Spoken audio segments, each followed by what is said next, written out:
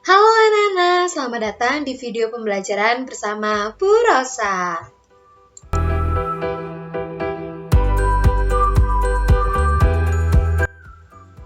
Kali ini kita akan belajar di tema 5 tentang pengalamanku, subtema 2, pengalamanku di sekolah, pembelajaran 1 dan pembelajaran 2. Anak-anak bisa disiapkan buku pulpenanya halaman 27 ya. Nah, anak-anak, siapa yang di sini pernah melihat vas bunga? Apakah anak-anak di rumah mempunyai vas bunga? Tentu saja ya, anak-anak pernah tahu tentang vas bunga. Apakah anak-anak suka menghias vas bunga? Nah, anak-anak, banyak banget benda-benda di sekitar kita yang dapat digunakan untuk menghias vas bunga loh. Terdapat dua bahan, yakni bahan alami maupun bahan yang buatan. Nah, bahan alam merupakan bahan yang telah tersedia di alam. Salah satu contohnya nih, biji-bijian. Nah, biji-bijian itu apa saja sih Bu Rosa? Bisa biji kacang hijau, bisa biji kacang merah, bisa juga kacang-kacangan, terus juga bisa tentang beras, biji beras. Itu juga bisa loh dibuat hiasan. Contoh-contoh tersebut tadi juga bisa digunakan sebagai hiasan vas bunga.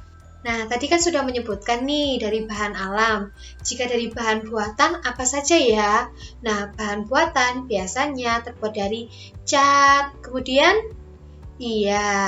jadi bahan-bahan yang diolah oleh manusia ya, anak-anak. Seperti itu. Kita lanjutkan materinya ya. Nah, kemarin di subtema 1 kita sudah belajar mengenai ungkapan permintaan maaf. Kali ini kita akan belajar mengenai ungkapan permintaan tolong. Nah, siapa yang di sini anak-anak yang suka bilang tolong? Nah, anak-anak, ungkapan permintaan tolong biasanya diucapkan saat kamu memerlukan bantuan orang lain. Saat meminta tolong, kamu harus mengatakannya dengan santun. Salah satu contohnya nih, ketika anak-anak membutuhkan bantuan ke teman anak-anak atau ke saudara, atau ke mama, papa, salah satunya contohnya seperti ini. Ini contohnya buat ke teman ya, misalnya gini. Jika anak-anak punya teman nih, misalnya temannya namanya Rina. Rina, apakah aku boleh minta tolong? Tolong ambilkan bukuku yang ada di meja ya. Terus Rina menjawab, oh iya boleh gitu. Ketika sudah diambilkan bukunya, kita harus menjawabnya dengan mengucapkan terima kasih. Seperti itu anak-anak. Nah, kemarin kita juga udah belajar mengenai satuan ukuran panjang. Kan kemarin satuan ukuran panjang ada apa saja? Ya, ada meter dan sentimeter. Nah, anak-anak, apakah anak-anak masih ingat anak tangga yang ada di PowerPoint Ibu? Nah, iya. Jika turun berarti dikali 10, jika naik berarti dibagi 10 atau dikurangi, nolnya dikurangi ya, dihilangkan. Misalnya nih, dari meter kan ya anak-anak ya, dari meter ke arah sentimeter. Berarti turunnya berapa anak-anak? Iya, turunnya berarti 1, 2. Jika turunnya 2 berarti dikali berapa? Iya, benar sekali, dikali 100 atau enggak, nolnya ditambah 2. Sampai sini paham? Oke, Ibu lanjut ya. Nah, anak-anak, mari kita ingat kembali tentang hubungan antar satuan panjang meter dan sentimeter. Yang tadi sudah Ibu jelaskan ya. 1 meter sama dengan 100 cm.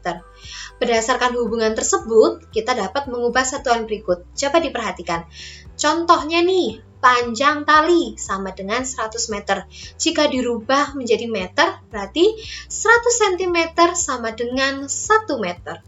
Kemudian jika panjang mejanya 2 meter, maka jika dirubah menjadi sentimeter, maka ukurannya menjadi 200 cm. Sampai sini paham? Wah, anak-anak masih ingat ya materi dari Ibu kemarin? Nah, anak-anak, mengenai ungkapan permintaan tolong, saat anak-anak meminta tolong, anak-anak harus mengucapkan permintaan tolong dengan lembut dan santun. Seperti Bu Rosa contohkan tadi ketika meminta tolong Rina Iya, mengambilkan buku yang berada di meja. Kan Bu Rosa tadi bilangnya, Rina, apakah boleh? Nah, benar sekali. Bu Rosa meminta tolong untuk mengambilkan buku yang berada di meja. Kemudian Rina menjawab, boleh. Akhirnya diambilkan kan? Kemudian Bu Rosa menjawab, terima kasih. Kenapa Bu Rosa mengucapkan terima kasih? Karena Rina sudah memberikan bukunya Bu Rosa di tangannya Bu Rosa. Seperti itu. Kira-kira kenapa ya anak-anak kita harus mengungkapkan permintaan tolong? Apakah anak-anak ada yang tahu? Iya, tujuannya kita mengungkapkan permintaan tolong agar orang yang mau dimintai tolong mau membantu kita dengan senang hati. Contohnya tadi, temannya Ibu, Rina. Rina mau kan membantu Ibu untuk mengambilkan buku? Sama halnya seperti itu. Jadi, jika kita meminta tolong, hendaknya kita berbicara dengan santun dan lembut. Dan jangan lupa menggunakan kata tolong ya. Nah, siapa yang di sini masih ingat sila pertama Pancasila? Apa ya bunyinya? Ya, anak-anak hebat sekali. Bunyi sila pertama adalah ketuhanan yang Maha Esa.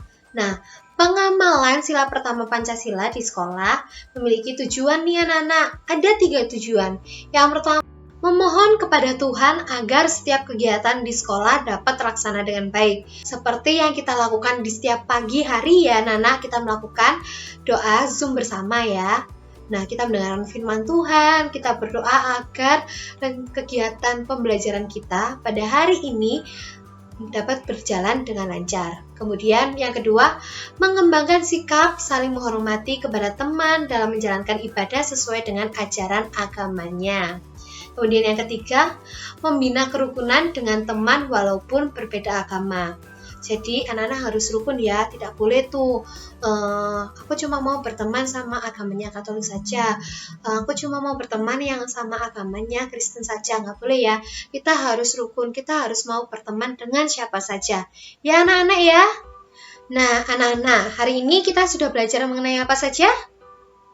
Iya, tadi kita sudah belajar mengenai ungkapan permintaan tolong. Kemudian kita belajar mengenai apa? Iya, satuan ukur panjang. Mau cara mengubah satuan ukur panjang. Dari mana, anak-anak? Iya, dari meter ke sentimeter. Kemudian kita juga belajar mengenai apa? Iya, cara mengungkapkan permintaan tolong. Bagaimana caranya kita untuk mengungkapkan permintaan tolong? Iya, dengan santun, dengan lembut. Agar apa? Agar orang yang dimintai tolong dapat membantu kita dengan senang hati. Kemudian yang terakhir, kita belajar mengenai pengamalan sila pertama Pancasila, yakni ketuhanan yang Maha Esa, yang di sekolah ya anak-anak. Nah anak-anak, semoga di video pembelajaran Ibu kali ini anak-anak dapat memahami materi yang Ibu berikan ya. Sekian pembelajaran dari Ibu pada pagi hari ini dan sampai jumpa di video pembelajaran berikutnya. Dah.